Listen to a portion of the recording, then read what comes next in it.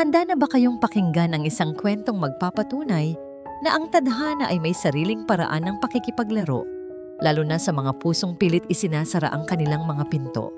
Sabi nila, ang lahat ng bagay ay may katumbas na presyo. Ngunit paano kung ang isang kasunduan na sinulat sa papel ay mabago ng isang pagtatagpong hindi inaasahan? Isang saglit na magpapabago sa lahat at magtuturong ang tunay na halaga ng puso ay hindi kailanman mabibili ng pera. Samahan ninyo ako sa unang kabanata ng ating kwento. Ang pangalang Doña Estrelita Bughaw ay umilaw sa screen ng kanyang telepono kasabay ng isang marahang pag-vibrate na tila ba isang babala. Napabuntong hininga si Dante Bughaw. Ang kanang kamay ay mariing humawak sa manibela ng kanyang itim na luxury sedan. Nasa gitna siya ng karaniwang trapiko ng Quintas.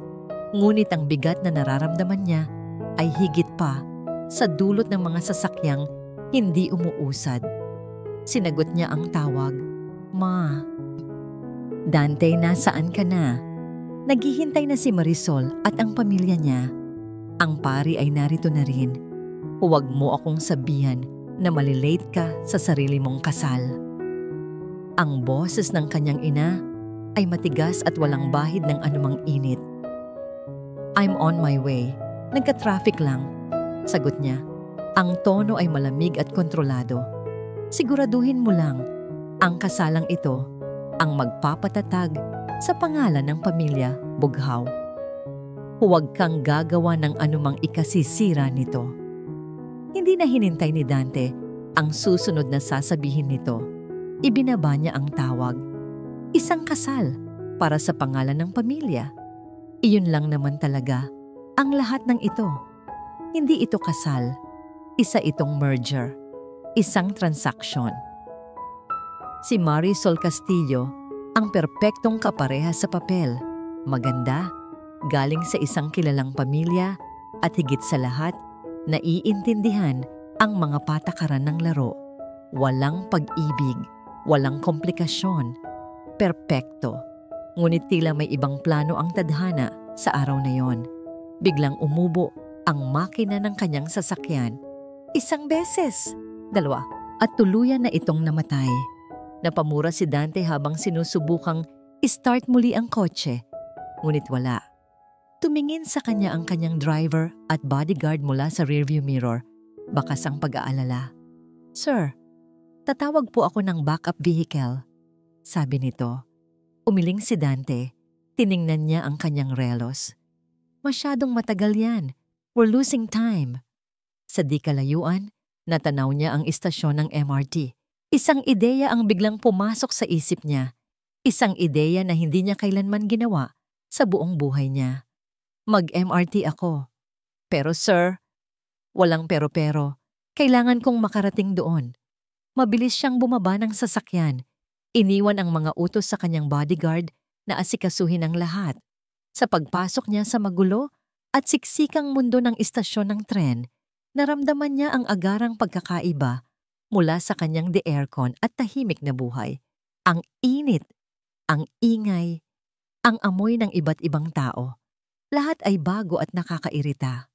Nakasakay siya sa isang tren na puno ng mga pasahero. Bawat galaw ay tila isang pakikipaglaban para sa espasyo. Habang papalapit sa kanyang destinasyon, biglang pumreno ng malakas ang tren, dahilan para mawalan ng balanse ang lahat. Isang babae ang natumba diretso sa kanyang dibdib. Isang mahinang aray ang narinig niya, at kasunod niyon ay ang tunog ng isang bagay na bumagsak at nadurog sa sahig. "Ano ba? Yung cake ko!" Sigaw ng babae. Tumingin si Dante sa sahig at nakita ang isang maliit na kahon na yupi na. Ang laman nitong cake ay nagkalat sa maruming sahig. Pagkatapos ay tumingin siya sa babae. Nakasuot ito ng simpleng damit. Ang buhok ay nakatali. At sa mga mata nito ay may nag-aalab na apoy ng galit. Siya si Sinag Talavera. "Mag-ingat ka kasi." Bulyaw nito sa kanya. Hindi alintana kung sino ang kaharap. Tinaasan siya ng kilay ni Dante. "Miss, kung hindi mo napansin, Lahat tayo ay naalog. It was an accident. Aksidente? Para sa'yo, oo. Pero para sa akin, yan ang birthday cake ng nanay ko. Kitang-kita ang pangingilid ng luha sa mga mata nito, ngunit pinipigilan niya ito ng galit. Kumuha ng wallet si Dante mula sa kanyang bulsa. Magkano ba yan? Babayaran ko. Ito ang laging solusyon niya sa lahat ng problema. Pera. Ngunit ang kilos na yon ay tila mas lalong nagpasiklab sa galit ng dalaga. Hindi nabibili ng pera mo ang lahat. Hindi mo naiintindihan.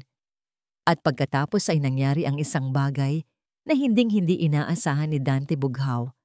Sa gitna ng siksikang tren, sa harap ng daan-daang estranghero, isang malutong na sampal ang dumapos sa kanyang pisngi. Pak! Natahimik ang lahat sa paligid nila. Ang tanging maririnig ay ang ugong ng tren. Napahawak si Dante sa kanyang pisngi, hindi dahil sa sakit, kundi dahil sa purong pagkabigla. Walang sino man, kailanman, ang naglakas loob na gawin iyon sa kanya.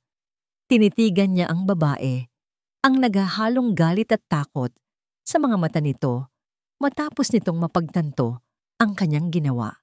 Magsasalita pa sana ito muli, ngunit isang mapusok na ideya ang pumasok sa isip ni Dante. Isang paraan para patigilin ito. Isang paraan para bawiin ang kontrol. Sa isang mabilis na galaw, hinawakan niya ang batok nito, inilapit ang mukha nito sa kanya, at hinalikan ito. Nagulat ang buong bagon. Ang mga bulungan ay naging sigawan. May mga kumukuha ng kanilang cellphone para i-video ang eksena. Para kay Dante, ang halik ay walang kahulugan. Isang paraan lamang para patahimikin ang isang maingay na problema. Ngunit habang magkalapat ang kanilang mga labi, may naramdaman siyang kakaiba. Isang kuryenteng hindi niya inaasahan. Binitawan niya ito.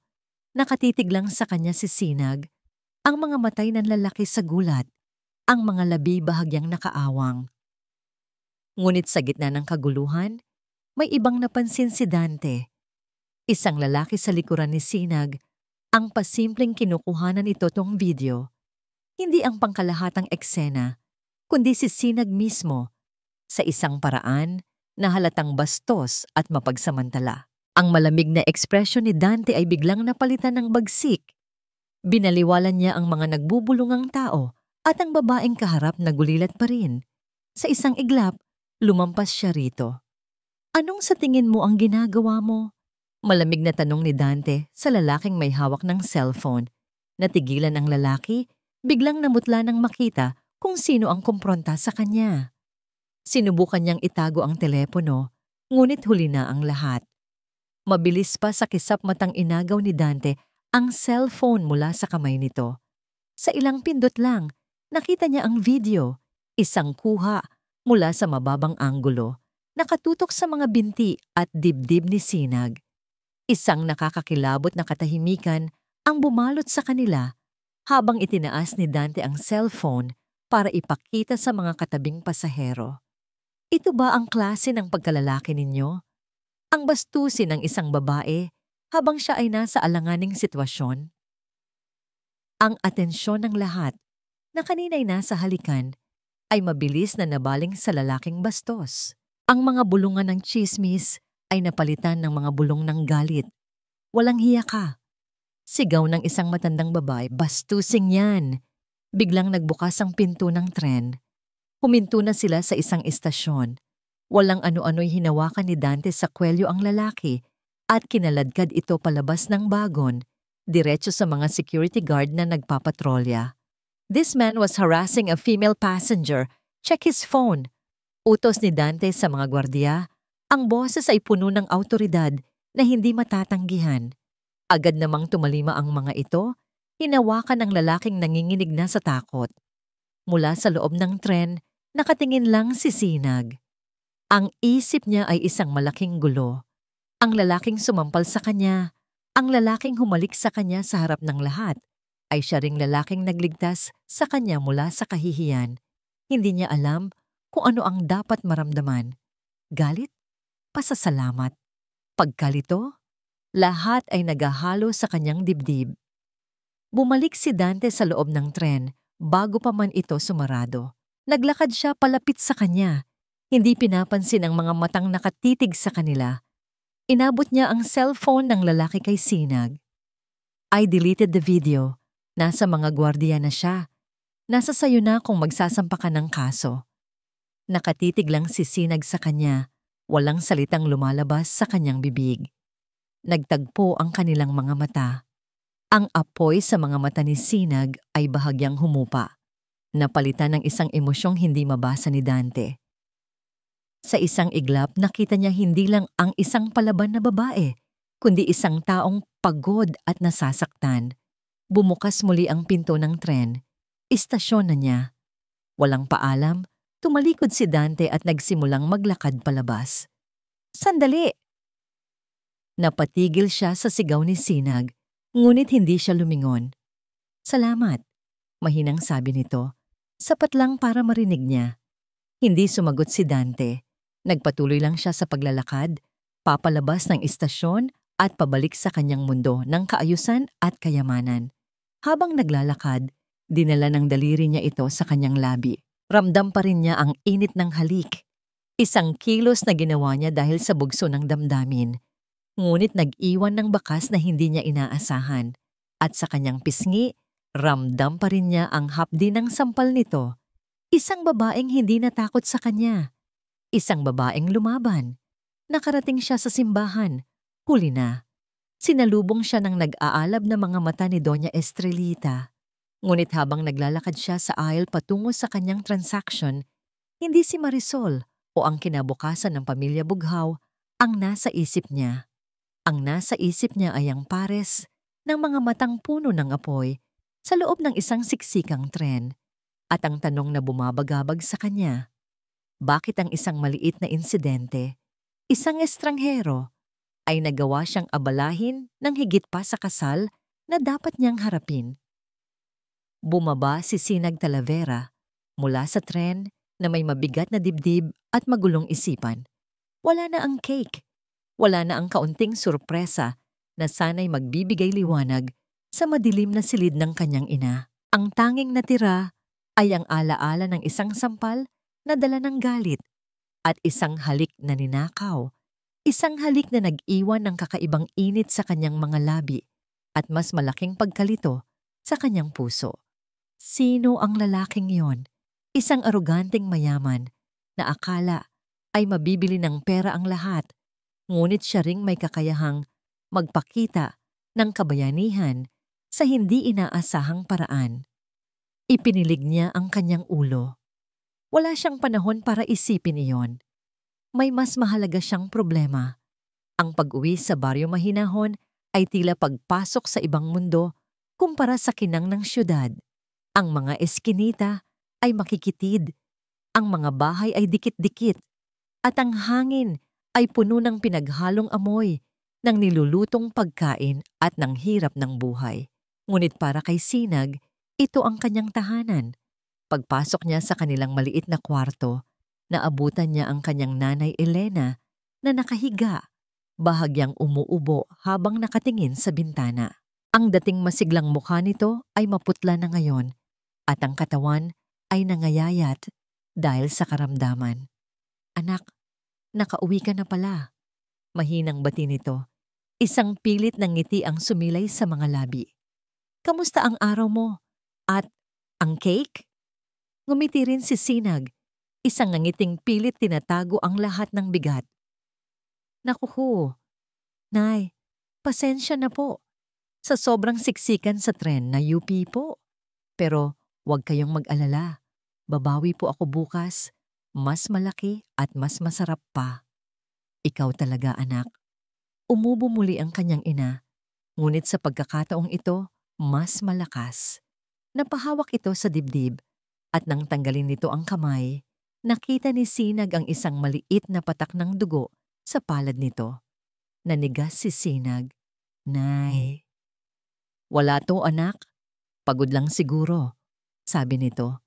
Ngunit ang takot sa mga mata nito ay hindi maitatago. Ang takot na yon ay parang punyal na tumusok sa puso ni Sinag. Ang gamot ng kanyang ina ay paubos na. Ang bayarin sa ospital ay patong-patong na. At ang pera mula sa kanyang trabaho bilang waitress ay hindi kailanman magiging sapat. Habang nag-aalala siya, bumukas ang pinto. Pumasok ang kanyang tita Lorna, ang kapatid ng kanyang ina. Ngunit hindi ito nag-iisa.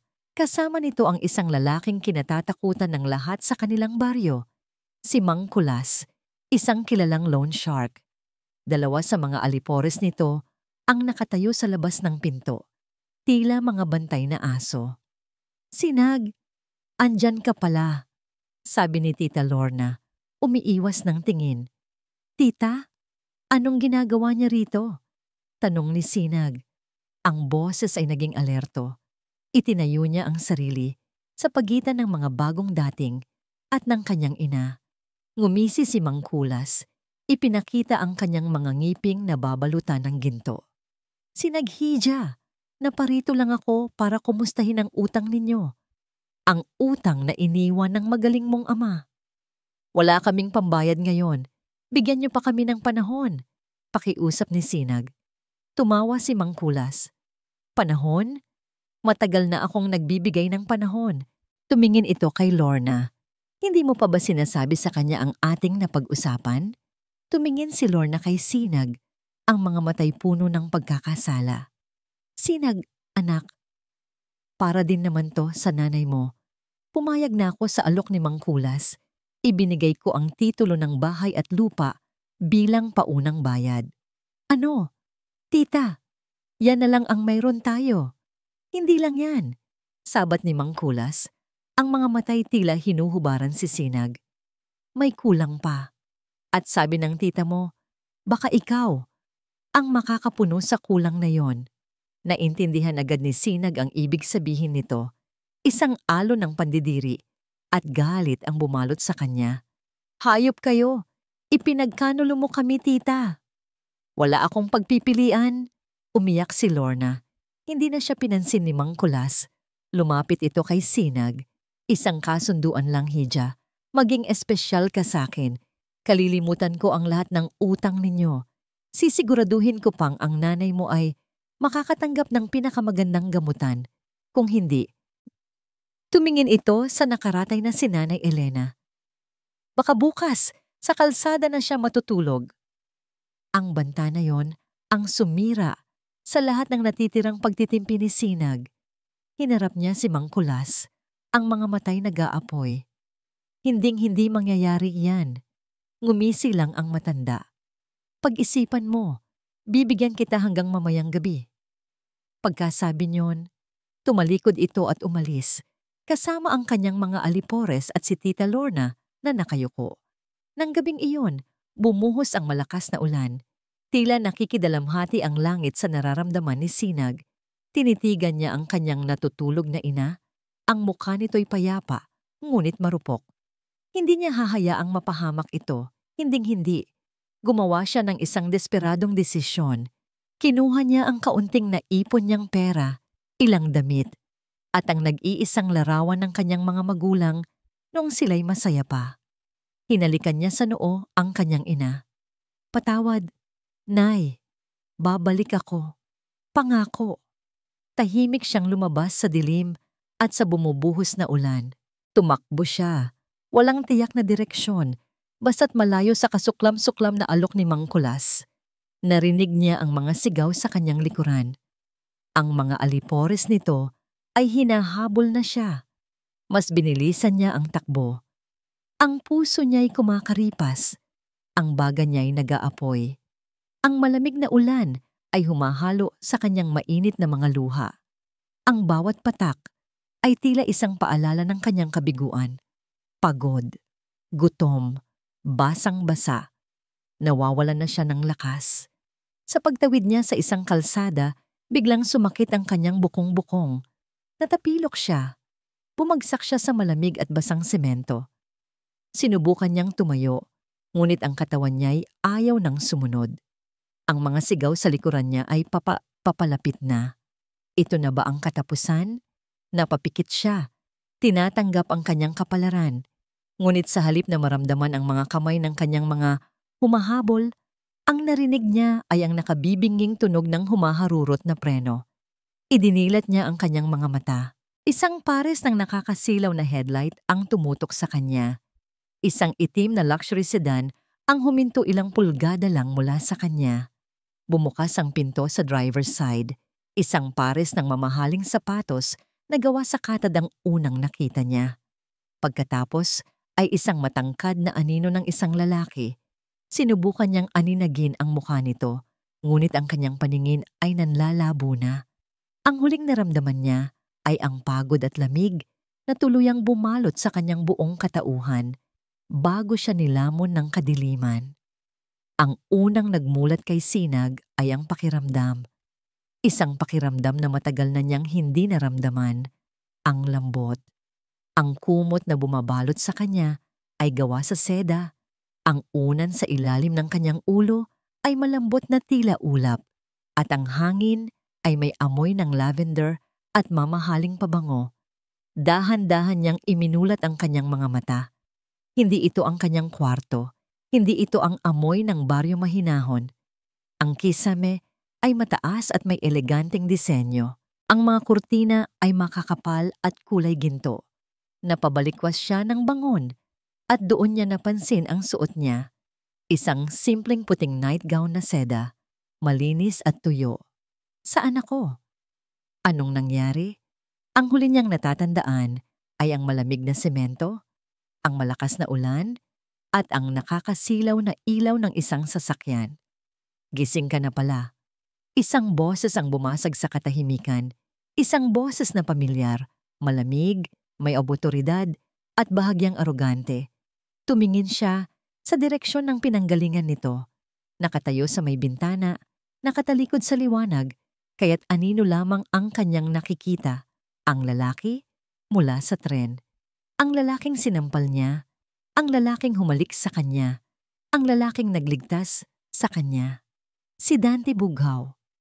Agad na bumalik ang lahat ng alaala, kasabay ng pag-aalerto ng kanyang buong sistema. Hinila niya ang kumot hanggang sa kanyang dibdib. Nasaan ako? Anong ginagawa ko rito? Anong kailangan mo sa akin? Sunod-sunod niyang tanong. Ang boses ay nanginginig sa pagitan ng takot at tapang. Humarap ito sa kanya. At sa pagkakataong ito, kitang-kita na niya ang mukha nito. Wala ang bahid ng inis o gulat na nakita niya sa tren. Ang naroon lang ay isang malamig at kalkuladong ekspresyon. Nasa isa sa mga guest room ka ng Hacienda Azul, tahanan ko. Lumapit ito, ngunit hindi masyadong malapit para takutin siya. At kung ano ang kailangan ko sa'yo, pag-uusapan natin yan. Pero bago ang lahat, kumain ka muna.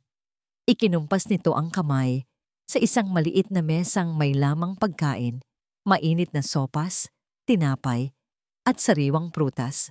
Umiling si Sinag. Hindi ako kakain hanggat hindi mo sinasabi kung bakit ako narito. Pinalagyan mo ba ako ng lason? Isang bahagyang nangisi ang sumilay sa labi ni Dante. Isang nangisi na hindi umabot sa kanyang mga mata. Kung gusto kitang saktan, sana hinayaan na lang kitang mamatay sa gitna ng kalsada. Ang mga salitang yon ay tumama kay Sinag. Oo nga naman. Iniligtas siya nito. Pero bakit? Pinaimbestigahan kita, Sinag Talavera. Pagpapatuloy ni Dante na tila nababasa ang nasa isip niya. Alam ko ang sitwasyon ng nanay mo. Alam ko ang tungkol sa utang ninyo kay Mang Kulas at alam ko ang kasunduan na inaalok niya sa'yo. Nanlaki ang mga mata ni Sinag, isang paglabag sa kanyang pagkatao. Wala kang karapatan. May karapatan ako kapag ang isang sitwasyon ay maaari kong gamitin para sa sarili kong kapakanan, diretsong sabi nito. Kagabi, dapat ay araw ng kasal ko. Napatanga si Sinag. Kasal? Oo, isang kasal na kinansela ko sa huling minuto. Nalaman kong ang babaeng pakakasalan ko, si Marisol, ay mas mahal pa ang pera ko kaysa sa akin. Katulad ng lahat. May bahid ng pait sa huling salita niya. Ngayon, kailangan ko ng solusyon. Ang ina ko ay hindi matatahimik hanggat hindi ako nagpapakasal. Kailangan ko ng isang asawa. Sa papel. Doon na nagsimulang maintindihan ni Sinag ang lahat. Ang takot sa kanyang dibdib ay napalitan ng pag-aalinlangan. At ako ang nakikita mong solusyon. Tumango si Dante. Ikaw. Lumapit siya sa isang mesa at may kinuha itong folder. Inilapag niya ito sa kama, malayo sa kanya.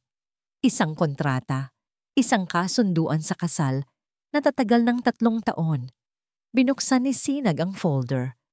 Ang mga legal na salita ay tila lumalangoy sa kanyang paningin, ngunit malinaw ang mga pangunahing punto. Ikaw ay magpapanggap na asawa ko sa harap ng aking ina at ng publiko, paliwanag ni Dante. Titira ka rito sa Hacienda Azul. Susundin mo ang mga patakaran ko. Walang personal na pakikialam. Walang nararamdaman. Pagkatapos ng 3 taon, malaya ka nang umalis na may sapat na pera para magsimula ng bagong buhay. At ano ang kapalit? Mahinang tanong ni Sinag, bagamat alam na niya ang sagot. Kapalit nito, sabi ni Dante, ang boses ay naging mas seryoso, ay ang agarang pagbabayad ng lahat ng utang ninyo. Ililipat ko ang nanay mo sa pinakamahusay na ospital sa bansa. Sasagutin ang lahat ng kanyang gamutan at operasyon hanggang sa siya ay tuluyang gumaling. Napapikit si Sinag. Ang alok ay isang laso na nakabalot sa pinakamatamis na pambalot. Ang kaligtasan ng kanyang ina. Ang kalayaan mula sa takot. Kapalit ng kanyang sariling kalayaan. Kapalit ng pagbebenta ng kanyang sarili sa isang kasinungalingan. Tinitigan niya si Dante. Bakit ako? Pwede ka namang maghanap ng ibang babae. Dahil kailangan ko ng isang taong desperado. Aminado nito. Isang taong hindi tatanggi. At dahil may nakita ako sa iyo sa tren, hindi ka natakot sa akin. Lumaban ka. Yan ang kailangan ko para maniwala ang ina ko na ito ay totoo. Isang mahabang katahimikan ang namagitan sa kanila. Sa isip ni Sinag, naglalaban ang kanyang pride at ang imahe ng kanyang inang umuubo ng dugo. Ang kanyang pag-aalinlangan sa lalaking ito laban sa desperadong pangangailangan na iligtas ang nag-iisang pamilya na natitira sa kanya. Walang pagpipilian. Ang landas na ito, kahit gaano pa kadilim, ang tanging landas na bukas para sa kanya. Dahan-dahan, tumango siya. Pumapayag ako. Kumuha ng ballpen si Dante. Inabot ito sa kanya. Habang hawak niya ang ballpen sa ibabaw ng linya kung saan nakasulat ang kanyang pangalan, isang luha ang pumatak mula sa kanyang mga mata. Tumulo ito diretso sa papel, bahagyang nagpamantsa sa tinta. Mabilis niya itong pinirmahan. Pinulot ni Dante ang kontrata. Tiningnan niya ang basang marka na iniwan ng kanyang luha at pagkatapos ay tumingin siya sa kanya. Sa isang saglit, nakita ni Sinag ang isang bagay na iba sa mga mata nito. Hindi awa, hindi tagumpay, kundi isang emosyong komplikado at hindi niya mapangalanan. Ngunit nawala rin ito agad. Napalitan ng dati nitong malamig na maskara. Magbihis ka, utos nito. Ipapakilala kita sa aking ina. Habang papunta sila sa malawak na sala ng mansyon, bawat hakbang ni Sinag ay tila 1 milya ang bigat. Doon, nakaupo sa isang eleganteng silya, ang isang babaeng may edad, na ngunit may tindig pa rin ng isang reyna. Si Doña Estrelita Bughaw. Tumingin ito sa kanila, ang mga matay matalas at mapanuri. Sinuri nito si Sinag mula ulo hanggang paa, at ang tingin nito ay tila isang kutsilyong humihiwa sa kanyang pagkatao. Mama, sabi ni Dante, nais kong ipakilala sa inyo si Sinag, ang fiancé ko, ang babaeng pakakasalan ko. Hindi ngumiti si Doña Estrellita. Isang bahagyang pagtaas lang ng kilay ang naging reaksyon nito. Tumingin ito kay Sinag at nagsalita. Ang boses ay kasing lamig ng yelo. Kung ganon, ito pala ang kapalit. Tignan natin kung gaano kakatagal sa bahay na to. Ang unang umaga ni Sinag sa Hacienda Azul ay puno ng katahimikan, isang katahimikang nakakabingi. Sa baryo Mahinahon, ang umaga ay sinasalubong ng ingay ng mga nagtitindang magtataho, mga batang naglalaro, at mga kapitbahay na nag-uusap. Dito, ang tanging maririnig ay ang malayong huni ng mga ibon at ang bulong ng hangin sa mga puno sa malawak na hardin. Pakiramdam niya ay isa siyang dayuhan sa isang gintong hawla. Ang unang pagsubok ay dumating sa oras ng hapunan. Ang dining hall ay kasinlaki ng buong bahay nila. Ang mesa ay mahaba at gawa sa dark mahogany, napapalibutan ng matataas na upuan. Sa bawat pwesto ay may kompletong set ng kubyertos na kumikinang sa ilalim ng aranyang kristal, mga kutsara, tinidor, at kutsilyong hindi alam ni Sinag kung para saan ang bawat isa. Nakatayo si Dante sa ulunan ng mesa habang si Doña Estrelita ay nasa kabilang dulo. Tila isang reynang nakaupo sa kanyang trono. Pinaupo si Sinag sa gitna, sa tapat ng wala. Pakiramdam niya ay nasa gitna siya ng isang entablado. Bawat kilos niya ay inoobserbahan. Sinag Hija, panimula ni Doña Estrellita, ang boses ay matamis ngunit may talim. Sa pamilyang ito, meron tayong mga pamantayan. Ang tinidor na yan, sabay turo nito sa pinakapanlabas na kubyertos, ay para sa salad. Hindi yan hinahawakan na parang sandok. Namula ang mga pisngi ni Sinag, maingat niyang binitawan ang tinidor. Nagpatuloy ang pagtuturo sa buong hapunan, ang paraan ng pag-inom sa baso, ang tamang paggamit ng table napkin, ang bawal na paglalagay ng siko sa mesa. Bawat salita ni Doña Estrellita ay isang maliit na karayom na tumutusok sa kanyang kumpiyansa, ginagawa siyang maramdaman na siya ay isang pulubing naligaw sa palasyo. Ang pinakamasakit ay ang katahimikan ni Dante. Ni minsan ay hindi ito nagsalita para ipagtanggol siya. Nakatingin lang ito sa kanyang pagkain. Ang mukha ay walang emosyon. Na tila ba hindi nito naririnig ang pagpapahiya na ginagawa ng sarili nitong ina. Para bang isa lamang siyang empleyado na kailangang sumunod sa mga patakaran ng amo. Pagkatapos ng hapunan, na tila tumagal ng 1 taon, mabilis na nagpaalam si Sinag para bumalik sa kanyang kwarto. Ngunit habang paakyat siya sa engrandeng hagdanan, isang malakas na tunog ng nabasag na salamin ang nagpatigil sa kanya. Lumingon siya. Sa may bar area malapit sa dining hall, nakita niya si Dante na nakatayo. Sa paanan nito ay mga piraso ng basag na baso. Tila sa inis o sa pagkainis, nabitawan nito ang hawak. "Sir, ako na po ang maglilinis," sabi ng isang kasambahay na papalapit. "Hindi na kailangan. Ako na," matigas na sabi ni Dante. At sa pagpulot niya sa isang malaking piraso ng bubog, nasugatan nito ang kanyang palad. Isang manipis na linya ng dugo ang agad na gumuhit. "Aray!" Mahinang ungol nito, ngunit halatang pilit tinatago ang sakit. Hindi alam ni Sinag kung anong pumasok sa isip niya. Nakalimutan niya ang kahihiyan, nakalimutan niya ang galit. Ang nakita lang niya ay isang taong nasugatan. Ang instinct niya bilang tagapag-alaga, ang instinct na nag-aalaga sa kanyang ina, ang nanaig. Mabilis siyang bumaba ng hagdan. "Saan ang first aid kit?" tanong niya sa natatarantang kasambahay. "Sa may kusina po, ma'am." Kumaripas ng takbo si Sinag. Pagbalik niya, dala na niya ang kahon ng gamot. Naabutan niya si Dante na pilit tinatakpan ng panyo ang sugat. "Akin na," sabi ni Sinag. Ang boses ay mahinahon ngunit may diin. Tumingin sa kanya si Dante, bakas ang pagkagulat. "Kaya ko na." "Huwag ka nang makulit," giit ni Sinag. Kinuha niya ang kamay nito. Sa unang pagkakataon, naramdaman niya ang init ng balat nito. Isang kaibahan sa malamig na personalidad na laging ipinapakita nito. Dinala niya ito sa sofa at maingat na inupo. Tahimik lang si Dante habang nililinis ni Sinag ang sugat gamit ang bulak. at antiseptic. Bawat kilos niya ay maingat at puno ng kasanayan. Ang amoy ng gamot ay humalo sa hangin. Sa malawak na sala, ang tanging maririnig ay ang mahinang tunog ng kanyang paggagamot.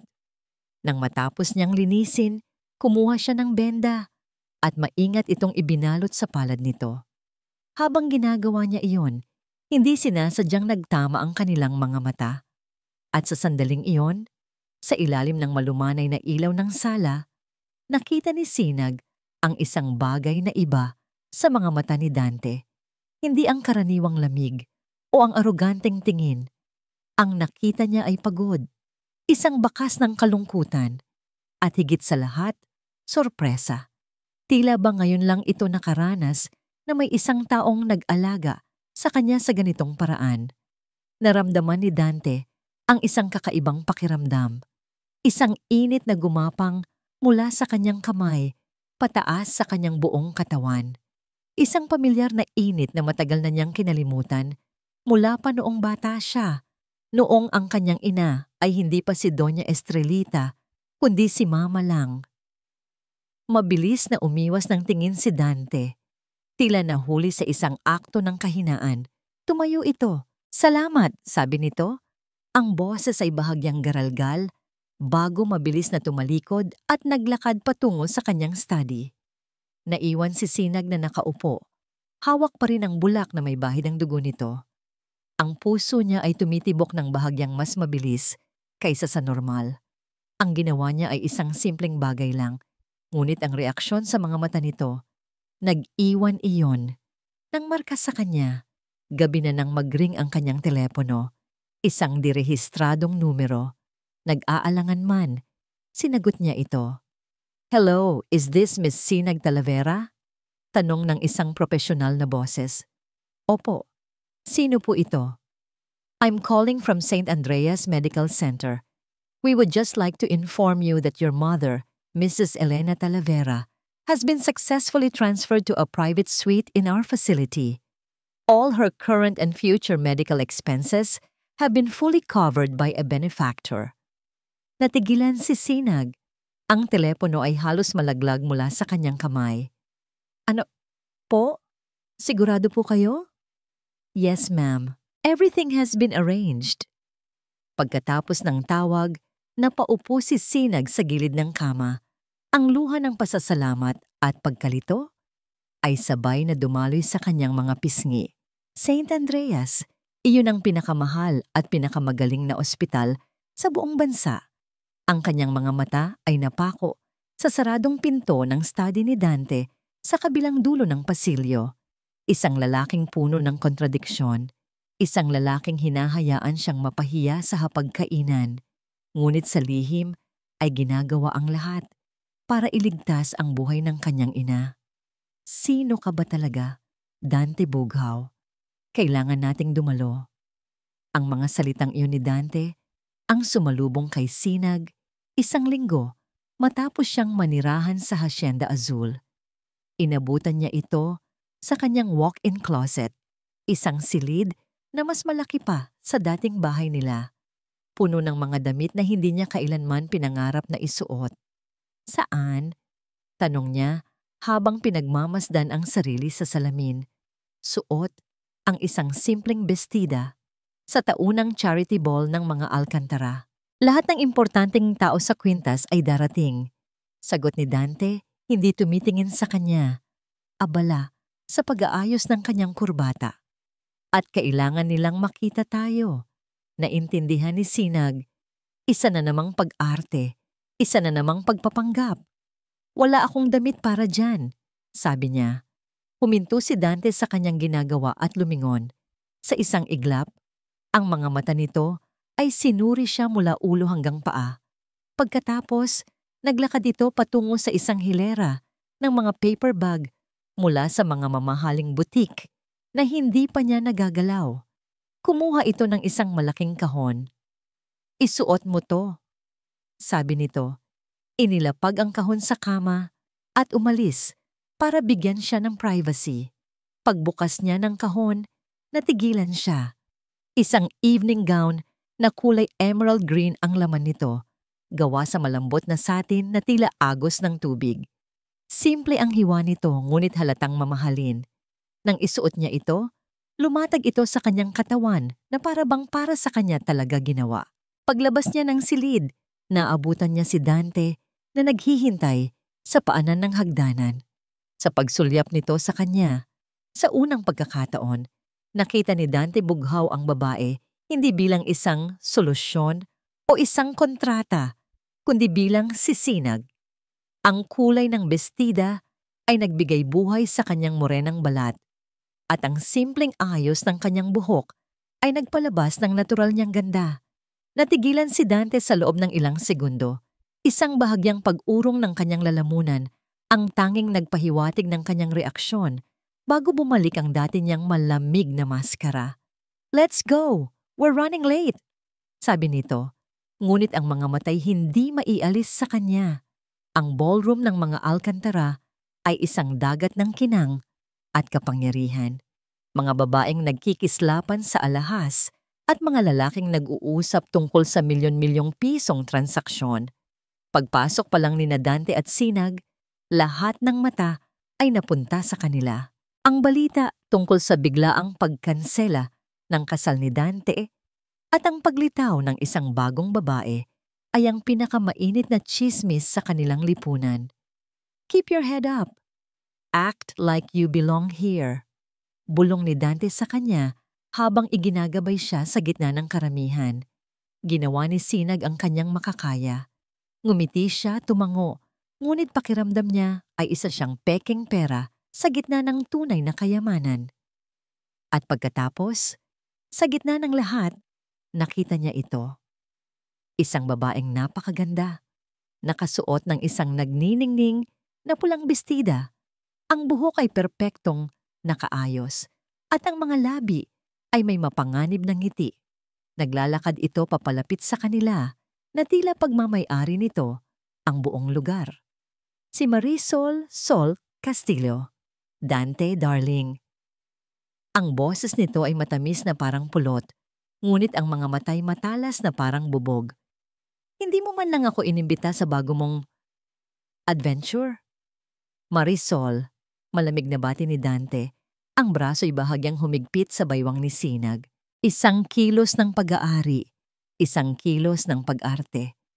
Ang mga mata ni Marisol ay bumaling kay Sinag. Tiningnan siya nito mula ulo hanggang paa, isang tingin na puno ng pangmamaliit. "At ikaw siguro ang sikat na si Sinag. Narinig ko ang tungkol sa'yo, isang napaka-inspiring na kwento." Ang diin sa salitang inspiring ay puno ng sarkasmo. "Tell me, saan ka natutong mangisda ng ganyang kalaking huli?" Namula si Sinag, ngunit bago pa man siya makasagot, nagsalita si Dante. "She's with me, Sol. That's all you need to know." "Oh, I know," sagot ni Marisol. Ang ngiti hindi nawawala. "Ang hindi ko lang alam ay kung ano ang nakita mo sa sa isang katulad niya. Walang pangalan, walang yaman. Saan mo ba siya napulot?" Ang bawat salita ay isang direktang atake. Nagsimula ng magbulungan ang mga tao sa paligid nila. Ito na ang eksenang hinihintay ng lahat. Ang komprontasyon. Naramdaman ni Sinag ang pagnanais na tumakbo at magtago. Ngunit naalala niya ang bilin ni Dante. "Act like you belong here." Huminga siya ng malalim. Tumingin siya diretso sa mga mata ni Marisol. "Hindi niya ako pinulot," mahinahong sabi ni Sinag. Ang boses ay matatag. "Nagkita kami. At minsan, ang mga pagkikita na hindi mo inaasahan ang siyang nagiging pinakamahalaga."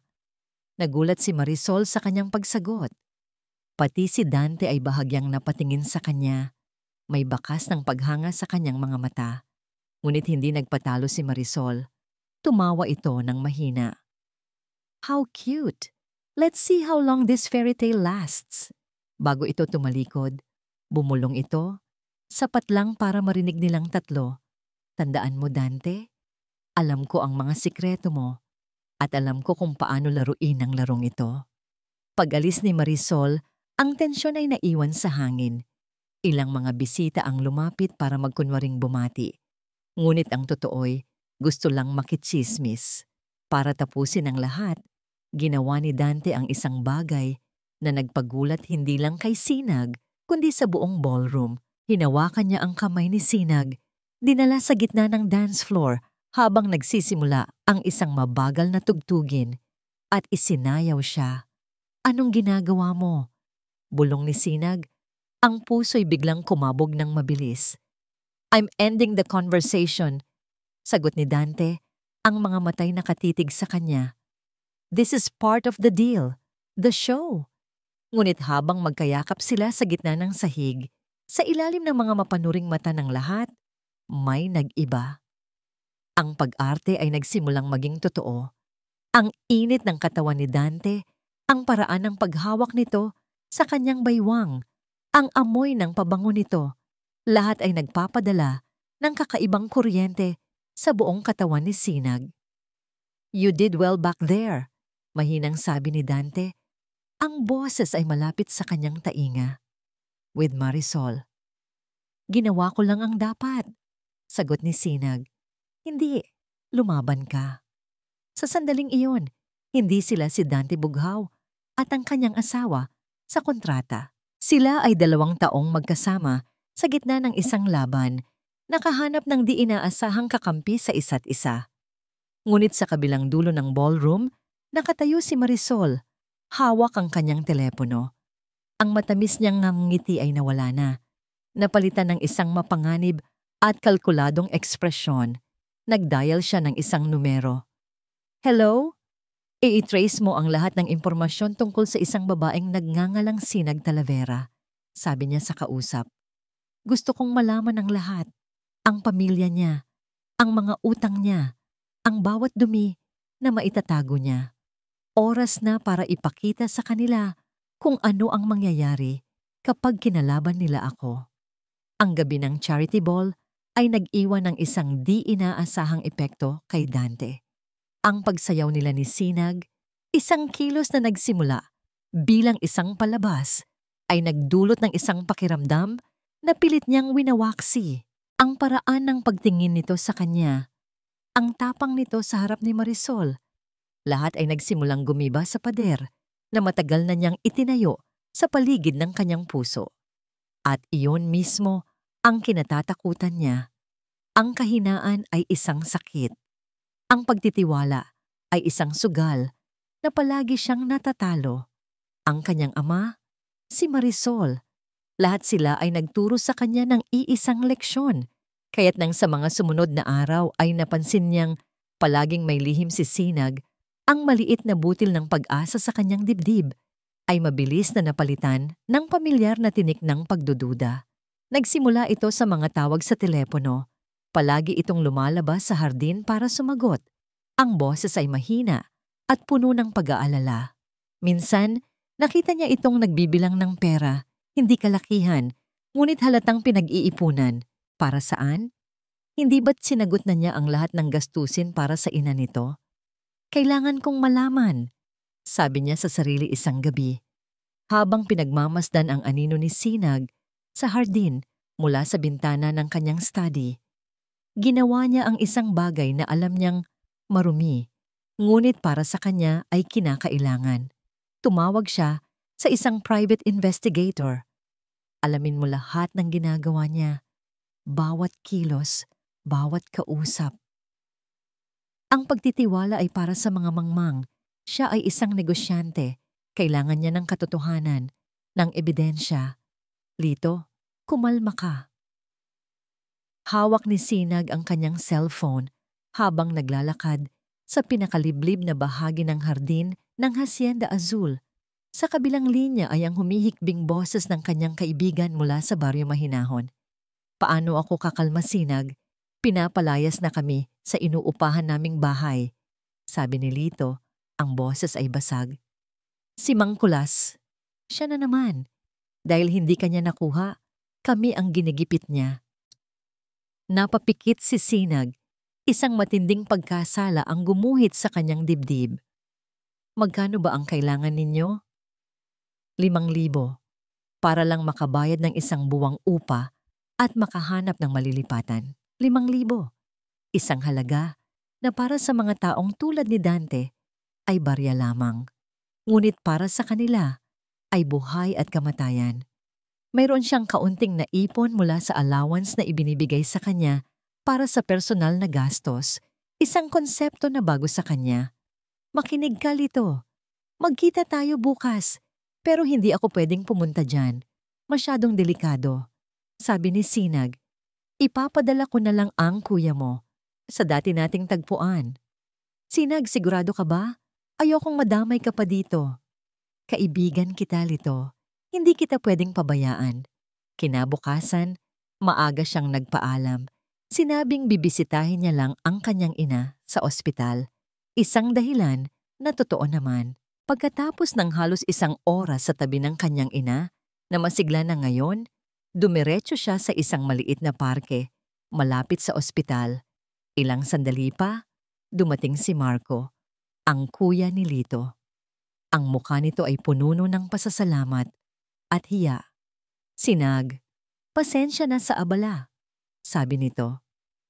Wala yon, Kuya Marco. Kamusta na kayo? Heto, lumalaban. Ito na nga pala. May inabot itong isang maliit na puting sobre kay Sinag. 2,000. Parte yan ng dati kong utang sa'yo nung nagkasakit si Itay. Pasensya na kung ito pa lang ang kaya kong ibalik. Ngumiti si Sinag at kinuha ang sobre. Salamat, kuya. Malaking tulong na to. Idinagdag niya ang perang yon sa 3,000 piso na dala niya. Inilagay niya ang lahat sa isang brown na sobre at iniabot pabalik kay Marco. Heto, sabihin mo kay Lito, mag-iingat sila. Humanap na kayo agad ng bagong lugar. Nagpasalamat ng husto si Marco at mabilis na umalis. Hindi alam ni Sinag na sa di kalayuan, sa loob ng isang itim na kotse, isang mahabang lente ng kamera ang nakatutok sa bawat kilos nila. Ang pag-abot ng sobre, ang pagtanggap niya ng pera, ang pagbibigay niya ng mas malaking sobre. Bawat isa ay nakuna ng litrato. Pag-uwi ni Sinag sa mansyon, isang kakaibang lamig ang sumalubong sa kanya. Tahimik ang buong bahay. Pumasok siya sa sala at doon niya nakita si Dante. Nakaupo ito sa isang silya, nakaharap sa kanya. Ang muka ay tila isang maskarang gawa sa bato. Sa ibabaw ng mesang salamin sa harap nito, nakakalat ang isang serye ng mga litrato.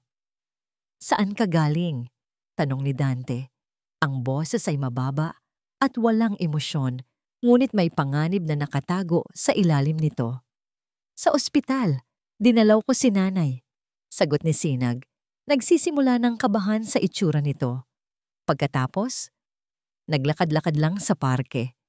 Naglakad-lakad? Tumayo si Dante. Kumuha ito ng isang litrato at ibinato sa paanan ni Sinag. Ang litrato ay malinaw. Siya, habang tinatanggap ang isang puting sobre mula sa isang lalaking hindi nito kilala. Kasama ang lalaking to? Nanlamig ang buong katawan ni Sinag. Dante, magpapaliwanag ako. Hindi na kailangan. Sigaw nito, ang kontroladong galit ay sumabog na. Ibinato nito ang iba pang mga litrato sa mesa. Nakita ko na ang lahat ng kailangan kong makita. Mga sobre, mga lihim na pagkikita. Ganyan ka ba kadesperada sa pera? Hindi pa ba sapat ang lahat ng ibinibigay ko sa'yo? Ang bawat salita ay isang sampal. Ang akusasyon ay napakasakit, lalo na't nanggagaling sa kanya. Hindi yan totoo. Hindi mo naiintindihan. Ang alin ang hindi ko naiintindihan? Lumapit ito. Ang mga matay nag-aalab sa galit at pagkasuklam. Na pare-pareho lang kayo? Na ang tanging habol ninyo ay pera? Akala ko iba ka. Akala ko.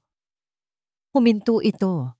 Isang bakas ng sakit ang dumaan sa kanyang mukha bago napalitan muli ng tigas. Pero nagkamali ako. Sa huli, isa ka lang ding manggagamit na nagtatago sa likod ng isang maamong mukha. Ang mga salitang iyon, manggagamit. Iyon ang pinakamasakit sa lahat. Ang tiwalang akala niya ay nagsisimula nang mabuo sa pagitan nila ay biglang gumuho at naging abo. Tumingin siya sa mga mata ni Dante, naghahanap ng kahit kaunting pag-aalinlangan, ngunit wala siyang nakita, kundi malamig at matigas na paniniwala. At sa sandaling iyon, sumuko si Sinag. Hindi siya magmamakaawa. Hindi siya magpapaliwanag sa isang taong hinusgahan na siya. Ang pride niya, ang tanging bagay na hindi kayang bilhin ng pera nito, ang nanaig. Nagsimulang mamuo ang mga luha sa kanyang mga mata, ngunit hindi niya ito hinayaang pumatak. Kung yan ang tingin mo sa akin, nagsimula siya, ang boses ay nanginginig sa pinipigilang sakit. Kung sa tingin mo ay isa lang akong bayarang babae na mukhang pera. Tumingin siya diretso sa mga mata nito. Ang lahat ng sakit at pagkadismaya ay nakabuhos sa kanyang tingin. Kung ganon, siguro nga, dapat na nating tapusin ang kontratang ito nang mas maaga kaysa sa napag-usapan. Tumalikod siya, hindi na hinintay ang sagot nito, at naglakad paalis. Iniwan niya si Dante Bughaw na nakatayo sa gitna ng sala, napapalibutan ng kanyang mga ebidensya at ng isang biglaang pakiramdam ng kawalan na hindi niya lubos na maintindihan. Nakaupo si Marisol Castillo sa isang high-end cafe sa sentro ng Quintas, dahan-dahang hinahalo ang kanyang mamahaling tsaa. Sa labas, ang mundo ay abala at magulo. Ngunit sa loob ng kanyang isipan, ang lahat ay kalmado, presiso, at perpektong nakaplano. Ang pakiramdam ng pagkatalo sa charity ball ay napalitan na ng isang malamig at matamis na determinasyon. Akala mo nanalo ka na. Sinag Talavera, ang laro ay ngayon palang magsisimula. Maya-maya pa, isang lalaking magaspang ang itsura na halatang hindi nababagay sa eleganteng lugar ang naupo sa tapat ng kanyang mesa. Si Mang Kulas. Pinaghintay mo ako, sabi ni Marisol. Hindi man lang ito tinitingnan, ang mga matay nakapako sa umiikot na tsa. Pasensya na ma'am, mahirap pumarada ng tricycle dito, sagot ni Mang Kulas, bahagyang nailang sa paligid. Inilapag ni Marisol ang kanyang kutsarita. Sa wakas, tiningnan niya ito, ang mga matay kasing lamig ng yelo.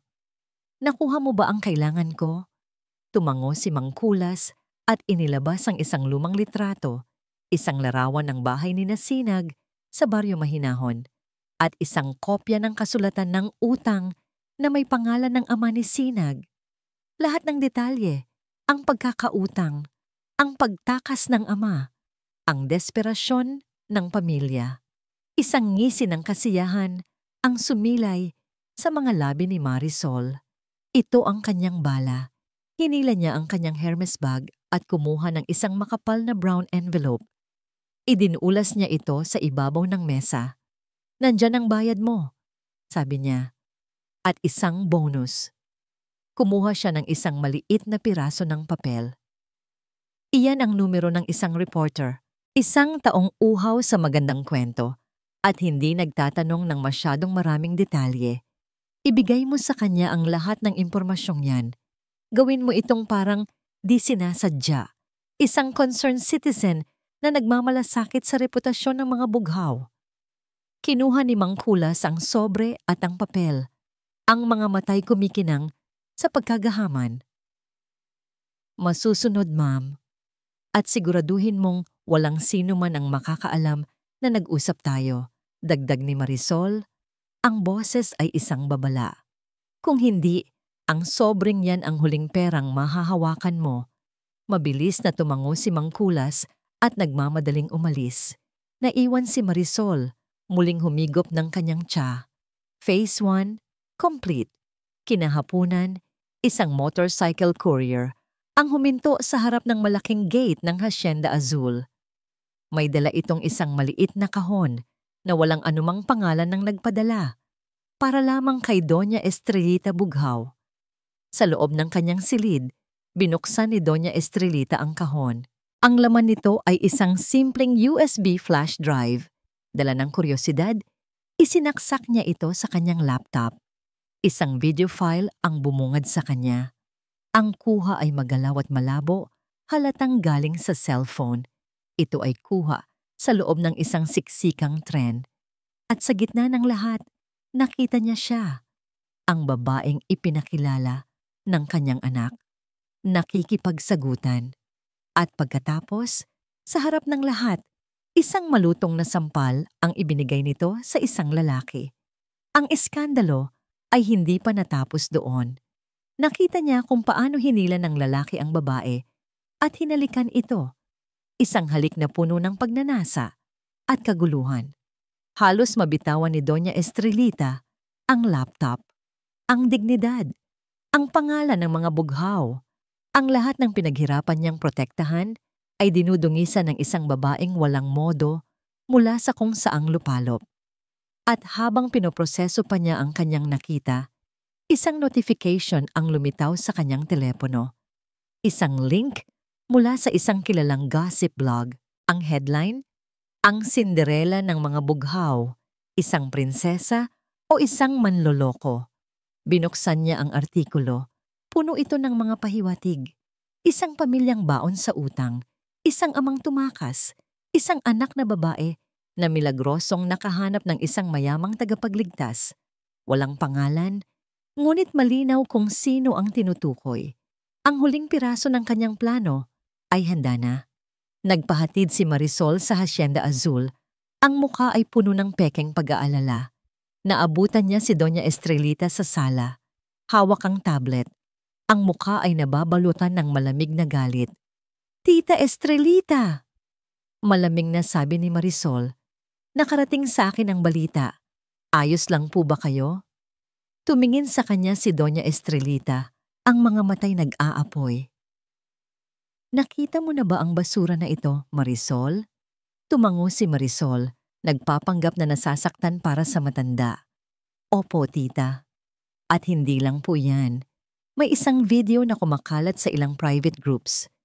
Isang video sa tren. Iyon ang huling patak na nagpaapaw sa baso. Ang video, ang artikulo, lahat ay konektado. Ang babaeng yon ay hindi lang mahirap. Isa siyang eskandalosa, isang oportunista, isang kasinungalingan. Sinubukan kong magsalita noon pa, tita. Pero ayokong isipin ninyong nagseselos lang ako."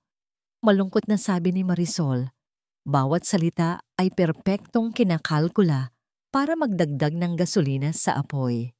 Ang sakin lang ay ang kapakanan ni Dante at ang pangalan ng pamilya. Tumayo si Doña Estrelita. Ang katawan ay nanginginig sa galit. Ang pagiging sopistikada niya ay nawala na. Napalitan ng purong puot ng isang inang pinahiya. Kinuha niya ang tablet kung saan nakabukas ang artikulo. Ang babaeng yan. Nanggigigil na sabi ni Doña Estrelita. Ang boses ay mababa at mapanganib. Ang walang hiyang babaeng yan. Hindi na siya magpapalipas ng isa pang gabi sa ilalim ng aking bubong. Nagmartsa ito palabas ng sala.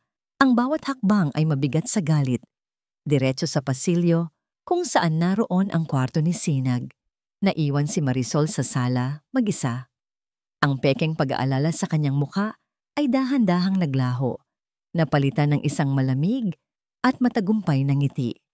Itinaas niya ang kanyang tasa ng tsaa na kanina pa nakahain, na para bang isang toast sa kanyang sarili. Checkmate! Nasa loob ng kanyang kwarto si Sinag, nag-iimpake. Hindi niya dinadala ang mga mamahaling damit o alahas na ibinigay sa kanya. Ang isinisilid niya sa isang maliit na bag ay ang iilang damit na dala niya noong una siyang dumating dito. Iyon lamang ang tunay na sa kanya. Ang puso niya ay isang malaking sugat na sariwa pa mula sa mga akusasyon ni Dante kanina. Manggagamit. Ang salitang iyon ay paulit-ulit na tumatatak sa kanyang isipan. Tapos na. Aalis na siya. Kahit masakit, mas gugustuhin niyang bumalik sa kahirapan kaysa manatili sa isang lugar kung saan ang tingin sa kanya ay isa lamang bayarang babae. Biglang bumukas ng malakas ang pinto. Tila ba sinipa. Pumasok si Doña Estrellita. Ang muka ay kulay pula sa galit. Sa likod nito, nakatayo si Marisol. May ekspresyon ng isang nag-aalalang anghel na mas lalong nagpangit-ngit sa paningin ni Sinag. Ano ang ibig sabihin nito? Sigaw ni Doña Estrelita. Inihagis ang tablet sa ibabaw ng kama ni Sinag. Bumagsak ito sa tabi ng kanyang mga tinutuping damit. Tiningnan ni Sinag ang screen. Ang artikulo. Ang mga salitang tumutusok. Tumingin siya pabalik kay Doña Estrelita. Ang kanyang sariling sakit ay napalitan ng isang pagod na pagtatanggol. Walang katotohanan ang mga yan, mahinahon niyang sabi. Walang katotohanan? Tumawa si Doña Estrelita, isang tawang walang bahid ng saya. At ang video? Ang eskandalo mo sa trend? Sasabihin mo ring hindi totoo yon. Itinaas nito ang kanyang telepono kung saan pinapanood ang magulong video ng sampalan at halikan. Nanigas si Sinag. Paano? Walang hiya ka, sabi ni Doña Estrelita, lumalapit. Ang bawat salita ay puno ng kamandag. Pinaniwala mo kami. Pinaniwala mo ang anak ko. Isa ka palang maruming babae na galing sa putikan. Isang mga agaw. Isang eskandalosa. Hindi po yan totoo. Huwag mo akong matawag-tawag na po. Sigaw nito. Kumuha ito ng isang bundle ng pera mula sa kanyang bulsa. Malamang ay inihanda na at ibinato sa mukha ni Sinag. Ang mga papel na pera ay nagsiliparan sa hangin at dahan-dahang bumagsak sa sahig sa paligid niya. Heto, ito ba ang gusto mo? Pera? Kunin mo lahat at lumayas ka sa pamamahay ko. Ngayon din. Ang bawat salita, bawat piraso ng perang iyon ay isang matinding insulto sa kanyang pagkatao. Mas masakit pa sa sampal, mas masakit pa sa mga akusasyon ni Dante. Sa gitna ng lahat ng ito, sa may pintuan lumitaw si Dante. Nakita niya ang eksena, ang kanyang inang sumisigaw, ang perang nakakalat sa sahig, at si Sinag na nakatayo sa gitna ng lahat. Ang mukha ay basang-basa sa luha, ngunit ang mga mata ay puno ng nasaktang pride. Tumingin si Sinag sa kanya, naghahanap, nagbabaka sakali, umaasa na kahit isang salita lang, ipagtatanggol siya nito, na sasabihin nitong kilala siya nito, na hindi siya ganoong klaseng babae. Ngunit si Dante ay nanatiling tahimik, nakatayo lang siya roon, ang mukha ay hindi mabasa. Ang isip niya ay isang battlefield. Sa isang panig ay ang mga ebidensya ng pagiging mukhang pera ni Sinag at sa kabilang panig ay ang alaala ng pag-aalaga nito sa kanyang sugat. Ang tapang nito sa harap ni Marisol, ang init ng kanilang pagsasayaw. Ang pagdududa ay lumalamon sa anumang tiwalang nagsisimula ng mabuo. Ang katahimikan niya ang siyang pumatay sa huling piraso ng pag-asa sa puso ni Sinag. Iyon ang sagot. Iyon ang kanyang hatol. Para sa kanya, pareho lang ang tingin nito sa kanya at ng ina nito. Dahan-dahan, yumuko si Sinag. Ngunit hindi para pulutin ang pera. Pinulot niya ang kanyang maliit na bag. Tumayo siya ng tuwid, tiningnan si Doña Estrelita. Pagkatapos ay si Dante, isang huling, mahabang tingin na puno ng lahat ng sakit at pagkadismaya. Hindi ko kailangan ng pera ninyo, sabi niya. Ang boses ay mahina, ngunit matatag. Ang tanging hiningi ko ay respeto, pero malinaw na kahit iyon ay hindi ninyo kayang ibigay. Hindi na siya nagsalita pa. Nilagpasan niya si Doña Estrelita. Nilagpasan niya si Dante na hindi man lang gumalaw para pigilan siya. Habang naglalakad siya sa mahabang pasilyo, palayo sa kwartong naging kanyang pansamantalang tahanan, nagsimulang bumuhos ang ulan sa labas. Isang malakas at walang tigil na ulan na tila sinasalamin ng bagyo sa kanyang kalooban. Paglabas niya ng malaking pinto ng Hacienda Azul, sinalubong siya ng malamig na hangin at ng malalaking patak ng ulan. Wala siyang payong. Wala siyang direksyon. Naglakad lang siya palayo. Bawat hakbang ay palayo sa paraisong naging impyerno. Sa loob ng mansyon, nanatiling nakatayo si Dante sa may pintuan ng kwarto, nakatingin sa perang nakakalat sa sahig. Ang eksena ay halos kapareho ng nangyari sa pagitan ng kanyang ama at ina. Maraming taon na ang nakalipas. Ang sigawan, ang akusasyon ng pagtataksil para sa pera, ang pag-alis. Biglang nagring ang telepono sa kanyang bulsa, isang hindi pamilyar na numero. Dahil sa pagkabagabag, sinagot niya ito. "Hello? Si Mr. Dante Bughaw po ba ito?" Tanong ng isang lalaki sa kabilang linya. "Ako nga. Sino to?"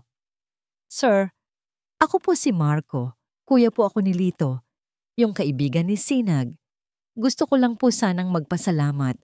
Kung hindi po dahil sa perang pinahiram ni Sinag, siguro po sa kalye na kami natutulog ngayon. Salamat po sa pagtulong nyo sa kanya para tulungan kami." Natigilan si Dante. Anong sinasabi mo?" "Yung perang binigay niyo raw po sa kanya. Yung allowance niya. Hindi niya po ginastos para sa sarili niya. Itinulong niya po sa amin na ginigipit ni Mang Kulas. Sabi niya, utang na loob daw niya sa inyo. Kaya kailangan niya ring tulungan ang mga kaibigan niya. Salamat po talaga, sir." Bingo! Ang bawat salita ay parang isang malakas na sampal sa mukha ni Dante. Ang pera, ang mga lihim na pagkikita, ang lahat ay biglang nagkaroon ng kahulugan. Isang kahulugang napakalayo sa kanyang malisyosong inakala. Tinulungan niya ang isang kaibigan. Hindi siya nagnakaw. Hindi siya nanloko. Tumulong siya. Nabitawan niya ang telepono. Isang nakakabinging katotohanan ang bumagsak sa kanya. Ang bigat nito ay halos nagpaluhod sa kanya. Nagkamali siya. Isang malaki at teribleng pagkakamali. Kumaripas siya ng takbo, pababa ng hagdanan, palabas ng pinto. Tumakbo siya sa gitna ng malakas na ulan. Sumisigaw. "Sinag!" Ngunit huli na ang lahat.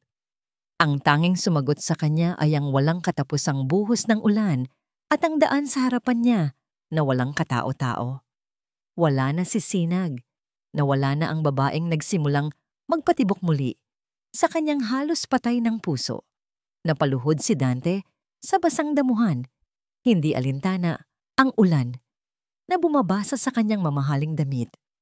Sa unang pagkakataon, mula noong siya'y bata pa, naramdaman niya ang tunay na pagsisisi at ang matinding takot na baka tuluyan na niyang naiwala ang isang bagay na hindi kayang bilhin ng lahat ng kanyang yaman.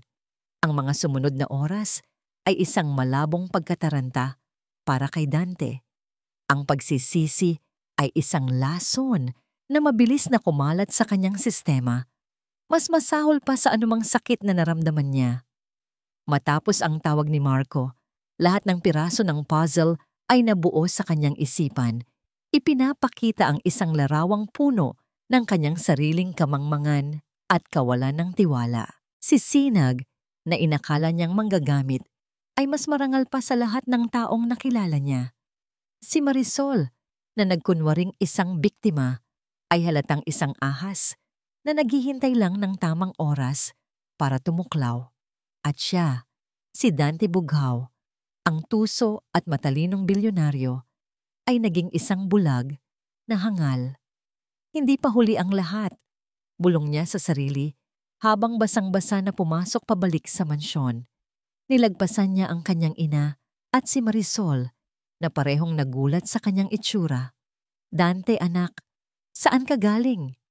Tanong ni Doña Estrellita, ngunit hindi siya sumagot. Dumiretso siya sa kanyang study, ang isip ay gumagana ng mas mabilis kaysa dati. Hindi na ito tungkol sa kontrata, hindi na ito tungkol sa reputasyon.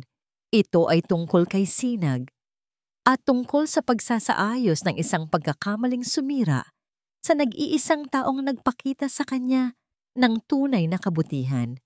Kinuha niya ang kanyang telepono. Isang tawag lang ang ginawa niya. "Carla," sabi niya sa kanyang pinagkakatiwalaang executive assistant.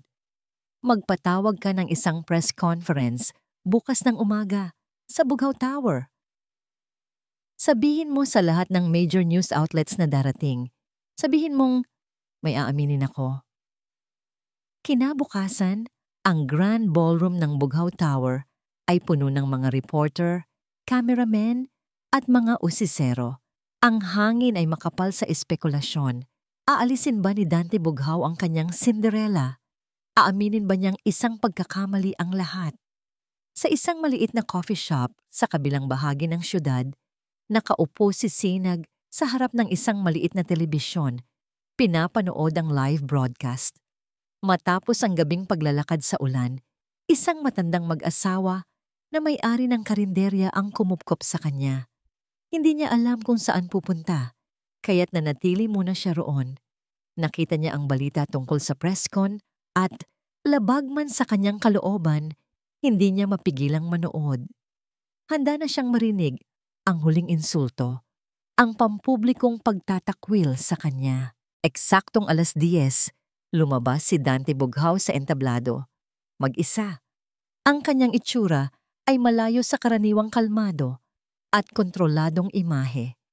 Ang kanyang mga mata ay may bakas ng puyat, ngunit meron ding isang bagong apoy ng determinasyon. Magandang umaga sa inyong lahat. Panimula niya.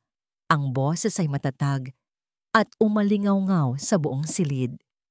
Pinatawag ko kayo ngayon para itama ang isang malaking kasinungalingan. Nagkaroon ng bulungan sa mga manonood. Sa mga nakaraang araw, maraming kumalat na tsismis tungkol sa babaeng iniuugnay sa akin. Si Sinag Talavera. Isang artikulo, isang video, lahat ay idinisenyo para sirain ang kanyang pangalan. Ikinumpas niya ang kamay sa isang malaking screen sa kanyang likuran. Lumitaw doon ang isang kopya ng financial records ng Castillo Corporation. Ang pamilya Castillo, ang pamilya ng dati kong fiancé na si Marisol, ay bangkarote na. Ang aming kasal, sana ang kanilang tanging kaligtasan. Nanlaki ang mga mata ng mga reporter. Ang lahat ng malisyosong impormasyon laban kay Sinag ay kagagawan ni Marisol Castillo sa tulong ng isang loan shark na nagngangalang Mangkulas. Heto ang ebidensya. Isang lumitaw sa screen ang mga bank transfer, mga text message at isang audio recording ng pag-uusap ni na Marisol at Mangkulas na nakuha ng investigator ni Dante. Mula ngayon, idineklara ni Dante, lahat ng negosyo at ugnayan ng Bughaw Industries sa Castillo Corporation ay kansilado na. Isang malaking gulo ang sumabog sa ballroom, ngunit hindi pa tapos si Dante. Huminga siya ng malalim. Ngunit hindi iyan ang pinakamalaking kasinungalingan. Pagpapatuloy niya, ang boses ay bahagyang nanginig sa unang pagkakataon. Ang pinakamalaking kasinungalingan ay nagmula sa akin. Tumingin siya diretso sa kamera na para bang sisinag lang ang kanyang kinakausap. Totoo. Nagsimula kami sa isang kasunduan, isang kontrata. Ginamit ko ang kanyang desperasyon para sa sarili kong kapakanan. Pinilit ko siyang pumasok sa isang mundo ng pagkukunwari. Ngunit sa gitna ng lahat ng kasinungalingan na yon, isang bagay ang naging totoo. Isang bagay na hindi ko inaasahan. Isang bagay na hindi ko kayang bayaran. Nahulog ako sa kanya. Sa coffee shop, napahawak si Sinag sa kanyang bibig. Ang mga luha ay nagsimulang tumulo. Minahal ko si Sinag Talavera, pag-amin ni Dante sa harap ng buong mundo. Minahal ko ang kanyang tapang, ang kanyang kabutihan, ang kanyang kakayahang magmalasakit kahit sa isang taong tulad ko. Pero dahil sa sarili kong takot at pagdududa, nasaktan ko siya, pinalayas ko siya, at iyon ang pinakamalaking pagkakamali ng buhay ko. Kaya Sinag, sabi niya, ang boses ay basag na. Kung nanonood ka, patawarin mo ako. Hindi ko hinihiling na bumalik ka sa kontrata. Ang hinihiling ko ay sana bigyan mo ako ng isa pang pagkakataon para patunayan na ang pagmamahal ko sa'yo ay ang nag-iisang bagay na totoo sa buhay ko. Sa audience ng presscon, hindi kinaya ni Doña Estrellita ang kanyang narinig. Ang pag-amin sa kontrata, ang pampublikong pagpapakumbaba ng kanyang anak, ang kahihiyan. Bigla itong napahawak sa kanyang dibdib at nawalan ng malay. Nagsimula ang kaguluhan. Mabilis na tinawag ang mga mediko. Ang balita ay mabilis na kumalat. Sa coffee shop, walang pag-aalinlangan. Tumayo si Sinag. Nakita niya ang pagbagsak ni Doña Estrelita sa TV. Sa kabila ng lahat ng sakit na idinulot nito sa kanya, isa pa rin itong ina. Isang matandang babae na nangangailangan ng tulong. Kinalimutan niya ang sarili niyang sakit. Kumaripas siya ng takbo palabas, pumara ng taxi, at sinabi ang pangalan ng pinakamalapit na ospital sa Bughaw Tower.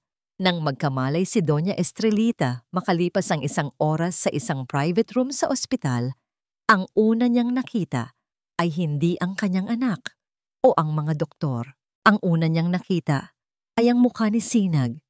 Dahan-dahang pinupunasan ang kanyang noo ng isang basang bimpo. Ang mga mata nito ay puno ng sinserong pag-aalala. Sa labas ng silid, dumating si Dante, pagod at puno ng pag-aalala. Nakita niya si Sinag sa loob, nag-aalaga sa kanyang ina. Napahinto siya. Sa sandaling iyon, ang dalawang pinakamahalagang babae sa kanyang buhay ay magkasama. At ang tulay sa pagitan nila ay ang babaeng pareho nilang sinaktan. Nagtagpo ang kanilang mga mata sa salamin ng pinto. Walang salita. Tanging isang mahabang tingin na puno ng sakit, pagsisisi at isang maliit, nanginginig na sinag ng pag-asa. Mayroon pa bang babalikan? Mapapatawad pa ba siya? Ang mga tanong na yon ay nanatiling nakabitin sa tahimik na pasilyo ng ospital. Nang pumasok si Dante sa silid ng ospital, ang eksenang bumungad sa kanya ay isang imaheng hindi niya kailanman inakalang posible. Si Sinag ay nakaupo sa tabi ng kama, dahan-dahang binabalatan ng mansanas para sa kanyang ina. At si Doña Estrellita, sa kauna-unahang pagkakataon, ay nakatingin kay Sinag hindi nang may pag-insulto, kundi nang may isang komplikadong emosyon ng pagsisisi at paghanga. "Bakit ka pa narito?" Mahinang tanong ni Doña Estrellita. Ang boses ay wala na ang dating tigas. "Matapos ang lahat ng masasamang sinabi at ginawa ko sa'yo, bakit mo pa ako inaalagaan?" Ngumiti si Sinag, isang maliit at pagod na ngiti. "Dahil isa po kayong ina," sagot niya. "At alam na alam ko po ang pakiramdam ng mag-alala para sa isang ina." Sa sandaling iyon, wala na pong halaga ang anumang samaan ng loob. Ang simpleng katapatan sa mga salitang yon ang tuluyang bumasag sa matigas na puso ni Doña Estrellita. Tumingin siya sa kanyang mga kamay, sa mga mamahaling singsing na suot niya na ngayon ay tila walang halaga. "Patawarin mo ako, Hija," sabi niya. Ang boses ay nanginginig. "Naging bulag ako dahil sa takot. Takot na maulit ang nakaraan. Hindi ko nakita ang tunay mong halaga." Hinawakan ni Sinag ang kamay ng matanda. "Tapos na po yon. Ang mahalaga ay ang ngayon." Mula sa pintuan, tahimik na pinanood ni Dante ang lahat. Ang dalawang babaeng pinakamahalaga sa kanya na pinaghiwalay ng kanyang mga pagkakamali ay naghilom ng kanilang mga sugat nang wala siya. At sa sandaling iyon, alam niya ang kailangan niyang gawin. Kinabukasan, matapos mailabas si Doña Estrellita sa ospital, dinala ni Dante si Sinag sa isang lugar na tahimik at solemne, ang sementeryo kung saan nakalibing ang kanyang ama. "Bakit tayo nandito?" Mahinang tanong ni Sinag. Tumayo si Dante sa harap ng isang malamig na lapida na may nakaukit na pangalang Arturo Bughaw. "Dahil dito, nagsimula ang lahat," sabi niya. Ang boses ay puno ng isang sakit na matagal na niyang itinatago. "Ang takot ko na magtiwala. Ang paniniwala kong lahat ng tao, lalo na ang mga babae, ay may presyo." Ikinuwento niya ang lahat. Ang pagtataksil ng kanyang ama sa kanyang ina para sa ibang babae. Ang gabi-gabing pag-iyak ni Doña Estrellita. Kung paano siya, bilang isang maliit na bata, ay nangako sa sarili na hinding-hindi siya magiging mahina. Hinding-hindi siya magmamahal dahil ang pagmamahal ay katumbas ng sakit. Kaya nang dumating ka, Pagpapatuloy niya, isang babaeng malakas, hindi natatakot, at hindi nasisilaw sa pera. Natakot ako. Natakot ako sa nararamdaman ko. Kaya't mas pinili kong maniwala sa mga kasinungalingan dahil mas madaling maniwala na pare-pareho lang kayo kaysa tanggapin na baka ikaw na ang naiiba. Tumingin siya kay Sinag. Ang mga matay basang-basa sa mga luhang ngayon lang niya hinayaang pumatak. Ikaw ang sumira sa sumpang yon, Sinag. Ikaw ang nagturo sa akin kung paano muling magtiwala. Hindi nagsalita si Sinag. Sa halip, hinawakan niya ang kamay ni Dante na nakapatong sa malamig na lapida. Ipinatong niya ang sarili niyang kamay sa ibabaw nito. Ibinabahagi ang init, ibinabahagi ang sakit. At sa tahimik na yakap na yon, pareho nilang naramdaman ang paghilom. Bumalik sila sa Hacienda Azul, ngunit sa pagkakataong ito, iba na ang pakiramdam. Hindi na ito isang gintong hawla, kundi isang tahanan na naghihintay. Dinala siya ni Dante sa hardin, sa ilalim ng isang malaking puno ng acacia, kung saan una silang nagkaroon ng tahimik na sandali. Mula sa kanyang bulsa, kinuha ni Dante ang isang pamilyar na dokumento, ang kanilang kontrata sa kasal, na tupi-tupi at may mantsa pa ng luha ni Sinag mula sa araw na pinirmahan niya ito. Ang papel na ito, sabi ni Dante, ang nagdala sa iyo sa buhay ko. Pero ito rin ang naging simbolo ng lahat ng sakit at kawalan ng tiwala sa pagitan natin. Ito ang hawla. At oras na para sirain ito. Sa harap ni Sinag, pinunit niya ang kontrata. 1 beses, 2 beses, hanggang sa maging maliliit na piraso na lamang ito. Binitiwan niya ang mga ito, at ang mga piraso ng papel ay isinayaw ng hangin. Lumipad palayo na parang mga puting paru-paro, tuluyang naglalaho. Pagkatapos, sa paglubog ng araw na nagbibigay ng gintong kulay sa buong hardin, lumuhod si Dante Bughaw sa harap ni Sinag Talavera. Walang pag-aalinlangan, walang pag-arte, tanging purong pag-ibig at katapatan. Tapos na ang kontrata natin, Sinag, sabi niya. Ang boses ay puno ng emosyon. Ngayon, gusto kong magsimula ng isang bagong kasunduan. Isang kasunduan na hindi nakasulat sa papel, kundi nakaukit sa puso. Isang kasunduan na hindi tatagal ng 3 taon, kundi habang buhay. Mula sa kanyang bulsa, kinuha niya ang isang maliit na kahon at binuksan ito. Sa loob, isang simpleng singsing na may isang kumikinang na diamante ang naroon. Hindi dahil sa halaga nito, kundi dahil sa simbolo nito. Hindi ka na magiging asawa ko sa kontrata. Pagpapatuloy niya. Sinag Talavera, payag ka bang maging tunay na asawa ko sa hirap at ginhawa habang ako'y nabubuhay? Tumulo ang mga luha ni Sinag, ngunit sa pagkakataong ito, hindi dahil sa sakit o desperasyon, kundi dahil sa purong kaligayahan. Wala nang mga salitang kailangan. Dahan-dahan siyang tumango. Obo Dante mo. O Dante, oo. Isinuot ni Dante ang singsing sa kanyang daliri. Tumayo siya at niyakap siya ng mahigpit. Sa yakap na yon, lahat ng sakit, lahat ng pagdududa, at lahat ng takot ay naglaho. Ang natira na lamang ay 2 pusong minsan nang nasugatan, ngunit ngayon ay buo na. Dahil sa isa't isa. Ang kanilang tunay na kasal ay simple ngunit taimtim. Naroon ang ina ni Sinag, malusog na at nakangiti. Naroon din si Doña Estrelita, hindi bilang isang reynang mapanghusga, kundi bilang isang ina na masaya para sa kaligayahan ng kanyang anak.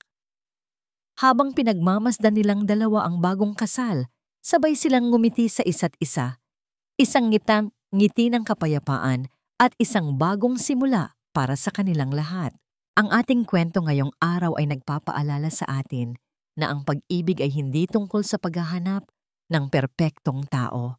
Ito ay tungkol sa paghahanap ng isang taong bibigyan ka ng lakas ng loob na harapin ang mga multo ng iyong nakaraan at paghilumi ng mga sugat na matagal mo nang itinatago. Ang tunay na pagmamahal ay isang kasunduan, hindi ng yaman o ng pangalan, kundi isang kasunduan ng dalawang pusong nangangakong aalagaan ang isa't isa habang buhay. Maraming salamat po sa inyong walang sawang pagsubaybay at pakikinig sa ating kwento. Naway napulutan ninyo ito ng aral at inspirasyon. Ano po ang pinakagusto ninyong bahagi ng kwento ni Dante at Sinag? At anong klaseng kwento naman ang gusto ninyong marinig sa susunod? I-comment nyo lang po sa ibaba at asahan ninyong babasahin namin ang lahat ng yan. Hindi dito nagtatapos ang ating paglalakbay. Marami pa pong kwentong kasing ganda at mas puno ng aral dito sa aming channel. Kung nagustuhan nyo ang kwentong ito, i-like, i-share sa pamilya at mga kaibigan, at mag-subscribe na rin para lagi kayong updated sa mga susunod pa naming kwento. I-click nyo ang notification bell para kayo ang unang makarinig kapag may bago kaming upload. Pagpalain po kayo ng Panginoon, kayo at ang inyong buong pamilya. Hanggang sa muli.